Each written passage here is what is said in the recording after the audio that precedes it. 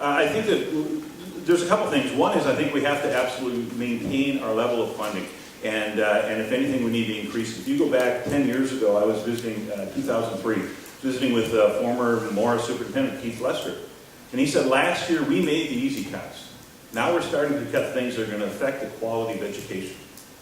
That was the first year of 9 more where the school boards had to cut. I visited with the school board members who last year said, I've been on for 10 years, and last year was the first time we actually got to add back in some of the stuff that we cut. You go down to Cambridge, their technical program that 10 years ago was the envy of the country. I mean, they had carpenter programs, welding programs, all kinds of stuff. It's all gone because they had to cut. And so there's a company in southern Minnesota that builds these great big sprayers that drive through fields. They have a standing order for 60 welders.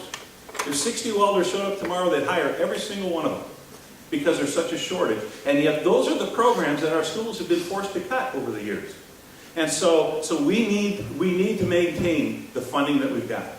Another big thing that I think we need to do is we need to start teaching foreign language, not in 9th grade, but in 1st grade. My second oldest son has been in Hong Kong now for 4 years. The first 2 years he was there, he was teaching English in an elementary school. And I said, Tyler, you don't know Cantonese. How can you teach English in an elementary school? The 1st graders. He said, by the time they get to me, they already know enough that I can teach them. That's when the mind is open to the foreign languages. That's when they pick it up. And so that's a significant change that we need to make, because whether we like it or not, the earth is getting smaller. I mean, it's getting smaller all the time. And we need our children to know those foreign languages so that they can go to China and they can negotiate contracts and deals, not just them coming here all the time. And so that's critical. And you go to any other country in the world, and that's how they do it. Okay, Jason, what adjustments or changes are needed in Minnesota's education system, both in terms of curriculum and school funding, and what would you push for? To me, the most important part of this question is the curriculum. Right now, our schools have been forced to adopt a Common Core curriculum, and that takes away a teacher's ability to establish their own curriculum within a class. That has to be the primary focus. Minnesota has to stand up to the federal government and say, we do not want these standards. We are not going to take the federal dollars that come with the mandate that requires Common Core curriculum in our schools. We have very good local school boards, teachers, and involved parents who want the best for their kids, and they are the ones to best determine what should be taught in our local schools.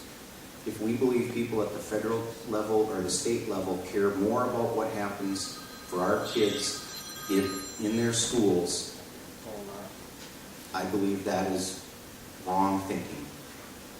Our local teachers, parents, and school boards need to have the ability to determine the curriculum in their classrooms.